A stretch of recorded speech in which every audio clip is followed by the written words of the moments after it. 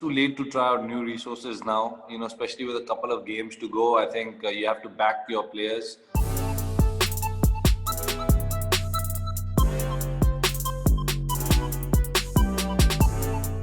Hello, good day, everybody. We are back again with our weekly episode of our chat with Chirag. So along with me, I've got my colleague Shyam Krishna. A bit of topsy-turvy in the table, Chirag. I mean, Delhi Capitals, who had been looking, kind of invincible in the first part of the league. I mean, suddenly we find them in the third position. So what has been going wrong? Over the weeks, we've seen Delhi Capitals, and we spoke about how strong their bowling attack was, how strong their Indian batsmen were, how strong, how good their overseas players were performing. So they look like an invincible team, but at the same time, they're still an inexperienced squad. Now, this group of players hasn't played together a lot of times. When you compare them to Mumbai Indians, who have played together, like the core of the team has played together for many years now. So I just feel that the Capitals are still a fresh squad who are just knowing exactly how to deal with pressure situations. Now, as we get to the business end of the tournament, I feel the pressure, the stakes are higher. With the Capitals, they'll have to, somebody has to take the extra responsibility. Of course, we've seen Shreyas Iyer captain the side superbly well. But like you said, there are a few areas of concern. Prithvi Shaw going out, couple of bad games for him. Now Ajinkya Rahane coming in, not quite delivering to expectation. Like we know, bulk of the scoring is done by the openers. If you look at the orange cap holders in all the seasons, it's always, I think 90% of the times you've seen an opener win the orange cap. So that in T20 IPL cricket, the openers do the bulk of the scoring. They set the tone for the game. I mean, Shikhar Dhawan coming to the party, but we still need to see a complete Delhi performance, and that's what we've missed in the last few games. They've been good in bits and pieces, but I guess they haven't played finish the game. So I feel they need to start putting up the pieces together and try to finish these games. If they hold their nerves better, they'll be able to do it. What does Shreyas need to do? Because you see, when the going is good, you can say that somebody is in control of things, taking good decisions. What do you expect him to do at this point, or does he have any other resources whom he can try out? Too late to try out new resources now. Especially with a couple of games to go. I think you have to back your players. You tell Prithvi, buddy, we're backing you. Just go out there and enjoy yourself. There was a couple of technical things which the commentators and we heard the experts talk about with Prithvi, especially with the new ball, the ball swinging in. So he got done by Trent Bolt, then he got done in another game, then he got done, 3 ducks in a row or something like that. So, definitely there's something, he's trying to play too many shots maybe up front.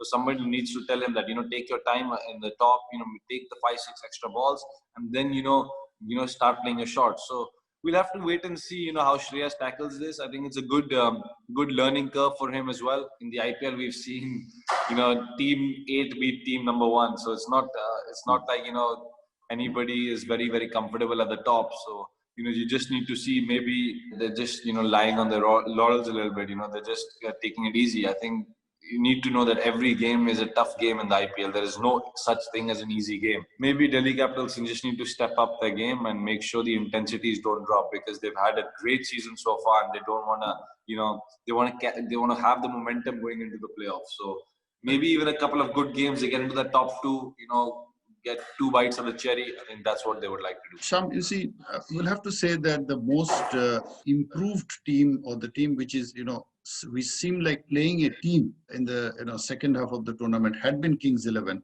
And the result, of course, has showed with 5 wins on the trot. What do you think, Sham, they had been getting right? I think the main difference was Chris Gale. Before I elaborate on Chris Gale, Kings and Punjab, when they were even losing, they were losing it by very narrow margin. It was just a matter of getting the a few minor things right, which I think happened with the arrival of Chris Gale. So if you look at KL Rahul scoring before and after Chris Gale's arrival, you could see the difference, because Rahul was always criticized for scoring at a very low strike rate, trying to anchor the innings. He also knows that the batting down the order is brittle, so he needs to bat deep.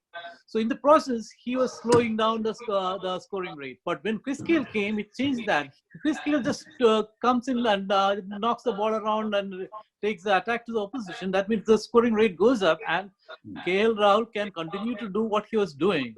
So this perhaps the most major difference that's happened to Punjab, and that's what you can see in the results. A number of additions here and there, like this young Arshdeep. This seems to have given a kind of balance which was kind of missing in the lineup, and it's again a reflection of the depth of the under-19 talent which we had. Would you like to say anything on that? The under-19 talent has been phenomenal. It's not just for Punjab. If you look at all around, even in Punjab for that matter, you still have Ravi Bishnoi there. You look at Rajasthan Royal, you have Kartik Tyagi. You look at Calcutta, you have Nagakoti and Shivam Mavi. Then you have Priyam Garg there. Then you have Abhishek Sharma there. Then you have Riyan Parag there. They have performed incredibly well, and especially against world-class players. They play in their company and against them. So they are testing their mettle against the best in the world, and they have come off very well. So that augurs very well for India in future, really. Chirag, this Kolkata Knight Riders, perfect example of a bit of blowing hot, blowing cold. Today they have got a game against, they have become a kind of must-win games for them as well against Chennai. So do you think Chennai, on a bit of high, after that last win and with nothing to lose, I mean, they're basically looking ahead at the next season. Do you think Chennai can spoil their party today? When there's nothing to lose, you go out there with no pressure. Yeah, absolutely. It's difficult to play those sides, especially because it's such a high stakes game, for KKR. They've struggled to find consistency this tournament, I think, with their players, with their team, with their captain. If they don't do it this game, I think they're looking towards an exit. I don't think they're going to make the top 4 spot because this is a very, very crucial game. If they are to overturn Chennai, like you said, nothing to lose. But at the same time, we don't know how motivated the players are, what are the energy levels and stuff like that. So, for KKR, if they get a few things right, I really feel that KKR can overturn Chennai Super King lineup today. With the IPL on, we have got a very crucial team selection for the Australia a few days back. And that has opened up a bit of a controversy again over who else but Rohit Sharma. I mean, because he is Rohit Sharma. I will come to you about the conundrum over Rohit from a player's point of view. What do you feel? I mean, what would have been the reason of him not being named? The fact that he's missed out in the IPL games right now, I think that the Mumbai Indians would do anything to have him on the park, right? The fact that he's not been playing for the Mumbai Indians, we know what a team Mumbai Indians is and what power they have. So they would have done anything in their hand to put Rohit Sharma on the park. The fact that they haven't been able to, it really means he's struggling with something. The Indian team, they know the value of Rohit Sharma, so it's not like they're trying to go around something or something like that. I really don't feel that's the case. I feel if Rohit Sharma is fit, you will see him get announced in the squad. I feel definitely if Rohit Sharma is to get fit, he will get involved in the squad. It's nothing too much to worry about. Yes, it's alarming. It's surprising that he's not there. He's in the provisional team. Sham, what was the hurry in naming KL Rahul as the vice captain? I mean, do you think they are looking beyond Rohit? I wouldn't read too much into it because even if Rohit comes into the side, Virat Kohli can always seek his counsel. So that's no worries there. Maybe the only reason why they could really look at KL Rahul is to groom him to take over from, from Kohli in the distant future. BCCI selections have never been without controversy, but that is part and parcel of the Indian cricket selection. There's controversy about KL Rahul making the test squad as well. After people are saying that, because of his IPL performances, he shouldn't, get a call up in the test squad. A quick take from you. I feel this is, very, very clear. They're looking at the future. They are seeing KL Rahul, maybe leading the team in the future. He's still young, very, very, he's done well. And obviously he's in form. So it's just about, also, having the trust in certain players. Before we wrap up, the thing is, by the time we meet next, the playoffs will be well and truly underway. So I would like to know your final 4. I'm still going with Mumbai, Delhi, RCB. And the toss-off between, Kings 11 and KKR for me, I would want Kings 11 in there. Why not?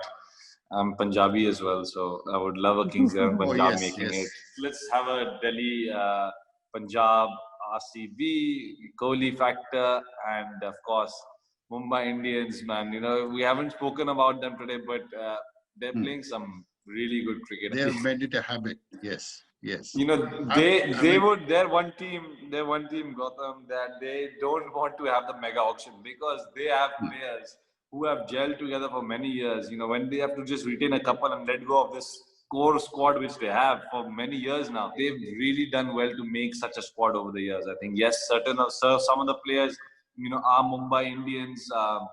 Talent, you can say, Hardik Pandya and Krunal Pandya, maybe a Rahul Chahar, all these guys, they're Mumbai Indians, talent. They've groomed these players over the years. Yes. So I think, kudos to them. They are reaping the rewards now. And I think this is what you want to see teams do, produce, at the end of the day, we want to see Indian cricketers being produced, cricketers being produced for India and who go on to serve the country and to do well for India. This is the whole, this is what you want to see. And, I think Mumbai Indians is doing that beautifully. So, good luck to a couple of teams now on 5th, 6th, 4th, 5th support. And let's see who handles the nerve better. When we come back next week, when we can talk with a sense of finality and look at, what's going to happen and who's going to be the winner. Absolutely. So thank you so much, Chirag. Thank you, Sham, for joining us. Thank you. Pleasure. Thank you guys. Thank you very much.